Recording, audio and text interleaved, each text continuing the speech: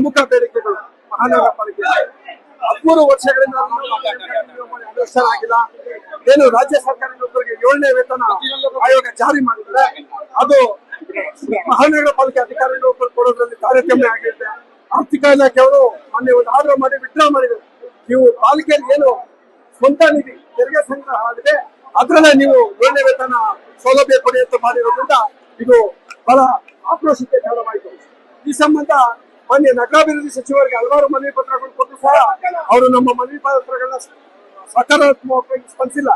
ಅವರು ಮನೆಗೆ ಹೋಗಿ ಭೇಟಿಯಾಗಿದ್ದೀವಿ, ಕಚೇರಿಗೆ ಬಂದು ಭೇಟಿಯಾಗಿದ್ದೀವಿ. ಮತ್ತು ಅವರ PA ಸಂಪರ್ಕ ಮಾಡಿ ಹೇಳಿದ್ರು ಸಹ ಅವ್ರು ಇವತ್ತವರೆಗೂ ನಮ್ಗೆ ಈ ಕಾಲ್ವರೆಗೂ ಯಾವುದೇ ರೀತಿ ಸಕಾರಾತ್ಮಕವಾಗಿ ಸ್ಪಂದನೆ ಸಿಗ್ತಾ ಇರೋದ್ರಿಂದ ಈ ಒಂದು ಹೋರಾಟ ಅನಿವಾರ್ಯ ಮಾಡಬೇಕಾಯ್ತು. ಬಹುಶಃ ಮಹಾನಗರ ಪಾಲಿಕೆಗೆ BBMPಯಲ್ಲಿ ಏನು 1976 ವೃಂದಾಮತ ನೇಮಕಾತಿ ನಿಯಮಾವಳಿ ಇದೆ. ಅವತ್ತು ಏನು ಮಂಜೂರಾತಿ ಹುದ್ದೆಗಳು ಮಂಜೂರಾತಿ ಆಗಿದೆ.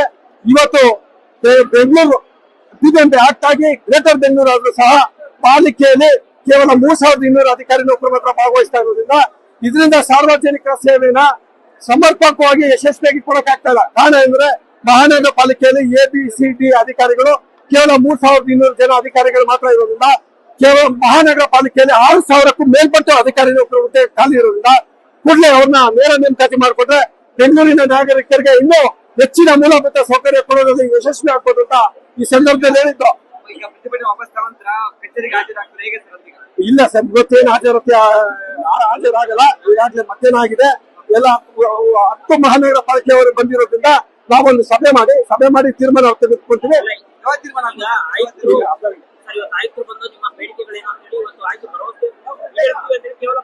ಒಂದ್ ಹೇಳ್ತೀವಿ, ಅನ್ನ ತಪ್ಪಿಸ್ಬೇಕು. ಕೆಲವರಿಗೆ ಪ್ರಚಾರ ಪ್ರಿಯರಿರ್ತಾರೆ.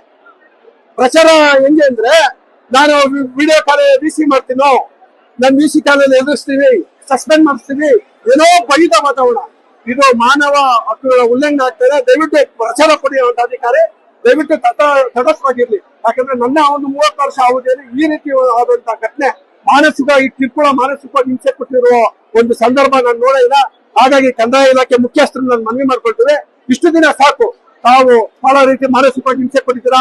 ಮುಂದಿನ ದಿನಗಳಲ್ಲಿ ಅದು ಆರೋಗ್ಯಕರವಾಗಿರಲ್ಲ.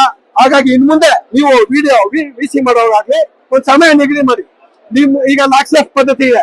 ಬೆಳಿಗ್ಗೆ ನಮ್ಮ ಅಧಿಕಾರಿಗಳು 9 ಗಂಟೆಗೆ ಮಕ್ಕಳನ್ನ ಶಾಲೆ ಕಳಿಸೋ ಸಂದರ್ಭ ಇಲ್ಲ, ಅವರು ರೆಡಿಯಾಗಿ ಆಫೀಸ್ ಬರೋ ಸಂದರ್ಭದಲ್ಲಿ ವಿಡಿಯೋ ಕಾಲ್ VC ಮಾಡ್ಕೊಂಡು ಕುತ್ಕೊಂತಾರೆ. ಹಾಗಾಗಿ ಅದೇನಾಗುತ್ತೆ, ಅಧಿಕಾರಿ ನೌಕರಿಗೆ ಉಪಹಾರ ಸೇವನೆ ಮಾಡೋದಕ್ಕಾಗ್ಲಿ, ಉಪಹಾರ ತಯಾರು ಮಾಡೋದಕ್ಕಾಗ್ಲಿ, ಇಲ್ಲ ಶಾಲಾ ಮಕ್ಕಳನ್ನ ಕಳ್ಸೋದಕ್ಕಾಗ್ಲಿ ಇರುತ್ತೆ. ಇಲ್ಲ ವಯಸ್ಸಾದ ತಂದೆ ತಾಯಿ ಇರ್ತಾರೆ, ಇಲ್ಲ ಅವ್ರಿಗೆ ಆರೋಗ್ಯ ಸ್ಥಿತಿ ಇರಲ್ಲ. ಅಂತ ಸಂದರ್ಭದಲ್ಲಿ ಇವರು ಬರೀ ವಿಡಿಯೋ ಕಾಲ್ ದಿನ ಮಾಡ್ಕೊಂಡು ಹೋಗ್ಬಿಟ್ರೆ ಇದರಿಂದ ಮಹಾನಗರ ಪಾಲಿಕೆ ಸಾರ್ವಜನಿಕರಿಗೆ ಸೇವೆ ಕೊಡೋದಕ್ಕೆ ಅವರಿಂದಾನೇ ಸಮಸ್ಯೆ ಆಗ್ತದೆ. ಹಾಗಾಗಿ ಅವ್ರು ಎಚ್ಚೆತ್ಕೊಂಡು ಝೋನಲ್ ಕಮಿಷನರ್ಸ್ ಅಂತಿದ್ದಾರೆ, ಜಾಯಿಂಟ್ ಕಮಿಷನರ್ ಅಂತಿದ್ದಾರೆ, ಆಮೇಲೆ ಕಮಿಷನರ್ ಅಂತಿರ್ತಾರೆ. ಅವರ ಹಂತದಲ್ಲಿ ಈಗ ವಲಯ ಮಟ್ಟದಲ್ಲಿದ್ದಾಗ ಇವರು ವಿಶೇಷ ಆಯುಕ್ತರು ಸ್ವಲ್ಪ ದಿನ ಅವ್ರೇನಿದ್ರು ನಿರ್ದೇಶನ ಕೊಡ್ಲಿ, ವಲಯ ಆಯುಕ್ತರು ಕೊಡ್ಲಿ. ಅವ್ರ ಮುಖಾಂತರ ಜಂಟಿ ಆಯುಕ್ತರು ಇದ್ದಾರೆ, ಇಲ್ಲ TCಗಳಿದ್ದಾರೆ, ಅವ್ರ ಮುಖಾಂತರ ಕೆಲಸ ತಗೊಳ್ಳೋದ್ ಬಿಟ್ಟು ಡೈಲಿ ಪ್ರಚಾರ ತಗೊಳ್ಳೋ ಒಂದು ಇದಿಟ್ಕೊಂಡು ಅವರು ಬೆಳಗ್ಗೆಯಿಂದಲೇ ವಿಡಿಯೋ ಕಾನ್ಫರೆನ್ಸ್ ಮಾಡ್ತಾ ಇರೋದ್ರಿಂದ ತುಂಬಾ ಸಮಸ್ಯೆ ಆಗುತ್ತೆ. ಇದು ಕಡಿಮೆ ನಾಳೆಯಿಂದ ಸರ್, ಅದು ನಮ್ಗೆ ಬೃಹತ್ ಬೆಂಗಳೂರು ಮಹಾನಗರ ಪಾಲಿಕೆದು ಗ್ರೇಟರ್ ಬೆಂಗಳೂರು ಆಗ್ತಾ ಇರೋದ್ರಿಂದ ಸನ್ಮಾನ್ಯ ಉಪಮುಖ್ಯಮಂತ್ರಿಗಳು ಸಭೆ ಮಾಡ್ತಾ ಇದ್ದಾರೆ. ಅವ್ರು ಈಗ ಕೂಡಲೇ ಇವತ್ತು ನಮ್ಮ ಆಯುಕ್ತರು ಬೆಳಗ್ಗೆ ಬರಕ್ ಮುಂಚೆ ಚರ್ಚೆ ಮಾಡಿದ್ರು. ಏನು ಪಾಲಿಕೆಯಲ್ಲಿ 6000 ಹುದ್ದೆಗಳು ಖಾಲಿದೆ ಅದನ್ನು ತಗೊಳ್ಳಿದ್ದ. ಆಮೇಲೆ ಮಾರ್ಷಲ್ ಲಾಬಿ ತುಂಬಾ ಇದೆ. ನಿಮ್ಗೆ ಗೊತ್ತಿದೆ, 19 ಕೋಟಿ ರೂಪಾಯಿ ಒಂದು ವರ್ಷಕ್ಕೆ ಬರೀ ಮಾರ್ಷಲ್ಗಳಿಗೆ ಹೋಗ್ತಾ ಇದೆ. ಕಾನೂನು ಬಾಹಿರವಾಗಿ ಕೆಲಸ ಮಾಡ್ತಾರೆ. ಯಾವುದೇ ಆಕ್ಟ್ ಏನಾಗ್ಲಿ, ಯಾವುದೇ ರೂಲ್ ಏನಾಗ್ಲಿ, ಮಾರ್ಷಲ್ಗಳನ್ನ ತಗೊಳ್ಳೋದಕ್ಕೆ ಎಲ್ಲೂ ಕಾನೂನು ಇಲ್ಲ. ಕಾನೂನು ಬಾಹಿರವಾಗಿರೋದ್ರಿಂದ ಅದೇನು 1 ವರ್ಷಕ್ಕೆ ಮಾತ್ರ ಸೀಮಿತ ಅಂತೇಳಿ ಮಾರ್ಷಲ್ ತಗೊಂಡು ಇವತ್ತು ಮಹಾನಗರ ಪಾಲಿಕೆಯಲ್ಲಿ 860 ಜನ ಮಾರ್ಷಲ್ಗಳು ಇರೋದ್ರಿಂದ ಇದು ಬೆಂಗಳೂರು ನಾಗರಿಕರ ತೆರಿಗೆ ದುಡ್ಡು ಎಲ್ಲ ಪೋಲಾಗುತ್ತೆ ಅಂತ ಸಹ ಸಾಹೇಬ್ರು ಗಮನ ತಂದಿದ್ದೀವಿ. ಸಾಹೇಬ್ರು ಯಾಕಂದ್ರೆ 2 ತಿಂಗಳಾಗಿರ್ಬೋದು ಬಹುಶಃ ಅವ್ರು ಬಂದು ಅವ್ರು ಎಲ್ಲಾನು ನೀವೇನು ಒಂದು ಮನವಿ ಕೊಟ್ಟಿದ್ದೀರಾ ಅದಕ್ಕೆ ಸಕಾರಾತ್ಮಕವಾಗಿ ಸ್ಪಂದಿಸ್ತೀವಿ ಅಂತ ನಮ್ಗೆ ಒಂದು ಆಶ್ವಾಸನೆ ಕೊಟ್ಟಿದ್ದಾರೆ.